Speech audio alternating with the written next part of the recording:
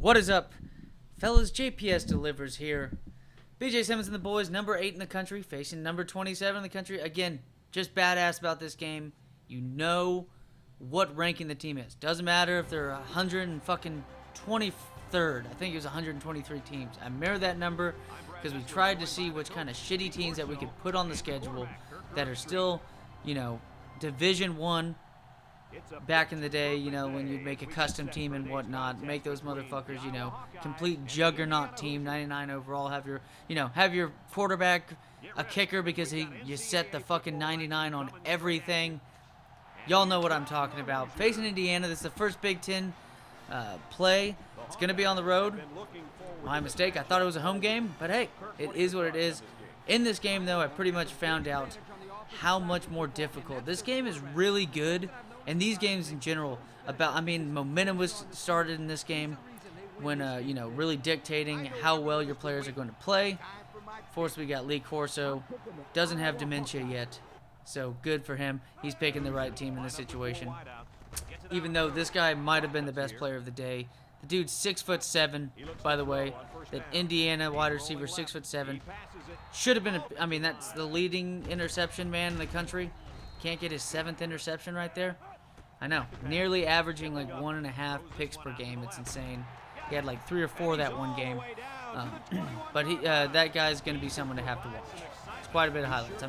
It's one drive and he already, all 3 plays have gone to him, 47 yards. No big deal, just big dick in it, which is expected out of a 6'7" man. Let's be honest. But first Big Ten game of the season. This team is really struggling on offense, and also too. This sets up for a really good game because, obviously, Indiana, one of the better teams that isn't ranked in the Big Ten, I'd have to say, since, Big Ten's kind of top-heavy in this time, at least. I don't know what I'm talking about. At least that's what it seems like. But the running back on our team just needs to not fumble the ball. BJ Simmons needs to take down on the turnovers. And speaking of fumbling, star wide receiver, he's not even the leading wide receiver on the team. I think he's like number 3 in receiving yards.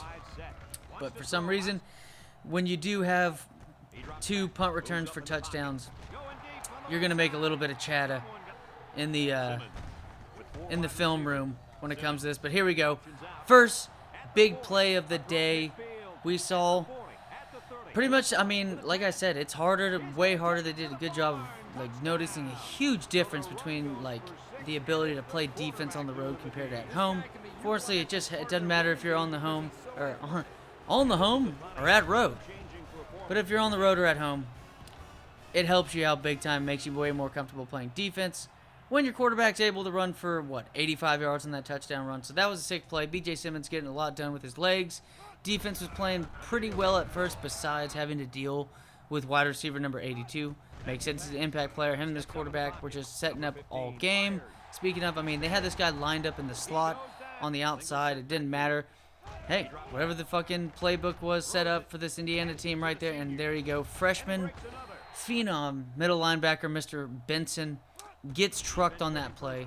He's a guy that, it's cool to see, freshman starting like that. Deteriorates the defense rating a little bit since he's only 78 overall. Mind you, that's good for a freshman, even though there's a lot of guys in these video games that would be 85 overall as a freshman.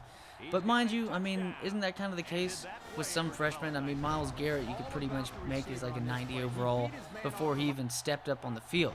I know you always get that argument about, how is Joe Burrow better than Ryan Fitzpatrick or something like that? He hasn't played a single snap of football whatsoever.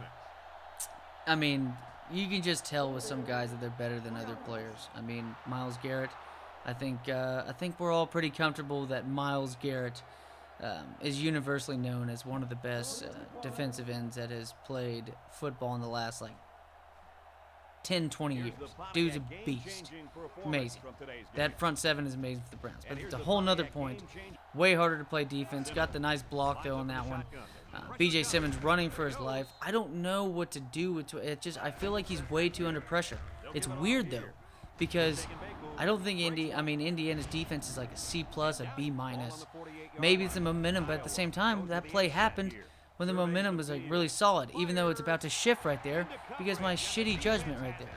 Fortunately enough, Hopefully his tackle rating went up by the flashing star right there. Maybe he's just the type of dude that his composure needs to get better as he plays these bigger games. I mean, we're going to have to face Ohio State first, Wisconsin, and then Penn State on the road. We know how that happened last time against Penn State. One of the most fun games I've ever been a part of, and it was cool that was a game that I was recording. I mean, we know what we, as society, we know what we have to do with pedophiles.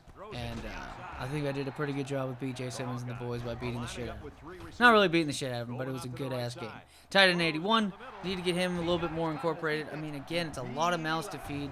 This offense isn't just moving around nearly as well. Again, right here. I should have made a juke move to go the outside because that would have been a lot more yards if that was the case. Still a 13-yard catch. I'll still take that any day of the week. Right there, though, that's the guy who's second place behind him for most receiving yards. And here he is, just stupid decision-making. Fortunately enough, we saw that terrible field goal last game. Gonna pop this one through and get it done. I mean, BJ Simmons, right now, funny enough, I mean, just watched the Thursday Night Football game. Carson Wentz was amazing at times because that's basically Carson Wentz for it. And speaking of amazing, there you go, baby. Hurdles a guy and then technically just consequently just happens to hurdle the other guy's diving attempt just because he was in the middle of that action. So I'm cool with it. I dig it. 71 yards. That's what that guy does best. He led the nation in receiving yards last year. He's easily one of the best deep threats in all of college football. I wish, just like you would be able to see when you're running like a dynasty mode on these games, you can see where your players ended up in the draft. I wish I would be able to see where some of these players end up in the draft because there's, D tackle 47. He's one of the, he's probably the best D tackle in the country, and we have him on our team. It sucks that he and like two other studs at D tackle, which is a shame. Probably should run more 5 lineman sets, D lineman sets, especially when the other team. I think that's probably the best strength to do at this point because again, right outside linebacker on this team. Impact player, he's a beast. He is a beast. Speaking of, I was controlling him on this play, even though, no, it ends up being a nice sack right there. But 3rd and 9, still able to put up a decent amount of points, but still, though, there's just a couple of things to tweak with this team. The offense needs to be way more consistent, and I think it's really consistently, like, turning the ball over. Speaking of, because this is a terrible time to do that, let's be honest. You just gave up points. Not the time to be doing that shit, but here it is, play the game. We saw that huge touchdown catch was amazing. But if we go to the fucking highlight on this, boys, holy shit. Holy shit. Look at this man. Not only does he jump the pass, because a lot of cases with a pass like this, this dude's off to the races anyways. No, that wide receiver's right there. Notice it. He was aware, but he wasn't prepared. And he got his ass trucked and stiff arm pretty bad on that play. So fortunately, I just noticed in a lot of these games, I'm able to make up for a lot of the offensive struggles and shit by just having a lot of special teams and/or defensive touchdowns, like we saw right there. But there comes a point. That's why we lost 3 games last season. Unfortunately, again, in the fucking Champ Sports Bowl, losing 3 games and ranked 25th in the country, facing Ball Sack State, and that shit happens. Finally, a good play against the impact player, and then now a shitty play, a safety on this one. Again, it's just. I don't know if it's dictating where the slide protection needs to go, but we had numbers on that. I don't get that whatsoever. It makes sense that they were sending a blitz, but it didn't seem like they were sending an all-out blitz. Just didn't. That guy just screamed in. Maybe, running back needs to pick that shit up. But honestly though, looking at how this offensive line, the right tackle and the left tackle are 92 and I think 91 overall. That's already something that you should be grateful for. Look at that fucking hit. Holy shit. But you're sitting there with an offensive line that's led by 2 tackles like that. It's Iowa. It makes sense, right? And then right here, mistake.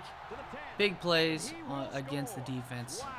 BJ Simmons turning the ball over way too much, not only with his arm. We're seeing a couple of fumbles, not only just by the running back in general, wide receiver you saw today. But again, here you go. Technically the second defensive special teams touchdown. But this shit's saving us. We have 6 special teams. We have great returners. That's the starting running back on this team. I don't know why he's the returner too. Really don't want that guy to get concussed on a bad hit. That would really suck. But mind you, Iowa has really good depth. He was the backup last year. He's still like 86, 87 overall behind the star running back. And even he's showing glimpses of really good runs in this game. But, like, again, 14 points given up by Indiana on a defensive touchdown, and you have yourself kick return by halfback number 23. A lot of things just going in our way when dealing with certain shit like this. But still, though, I mean, you can't rely on that. We'd be losing 17 to 18 at this point. It wouldn't be very fun. It would, I mean, it would be nerve-wracking. Mind you, moving down the field at that point. But also, too, the nerves aren't on us. It's just trying to keep the ball down the field. Beautiful run right here by halfback 23. Some of the best 9 yards I've seen ran by him all season. And then right here, just opens it up. Beautiful juke move right there on the outside. And the camera angle's cool, but I wish he could keep his momentum. But it is the last play of the game. No respect for the Heisman difficulty. We're going to get that guy to punch it into the end zone, make the game seem way bigger of a margin than actually the quality of the game was, considering Indiana probably played better offensively than we did. But we do have some good playmakers on special teams, obviously. A couple playmakers on defense, guys that can make the interception when needed. And we, have one of the best defensive lines in football. Fortunately enough, we do have an impact player at linebacker because Benson, I think, right outside linebacker number 51. They do well at times, but, you're playing Big Ten players, Big Ten running backs. Chris Beanie Wells is here at Ohio State. How are you going to expect Benson to stop him? It's just going to have to come down to BJ Simmons. This is just the point that BJ Simmons needs to step up. This Iowa team needs to beat an Indiana team like this by 40 points. If you're going to be a top 10 team, mind you, not a great amount of yards by other players. One big play by tight end number 87. But, we just got to...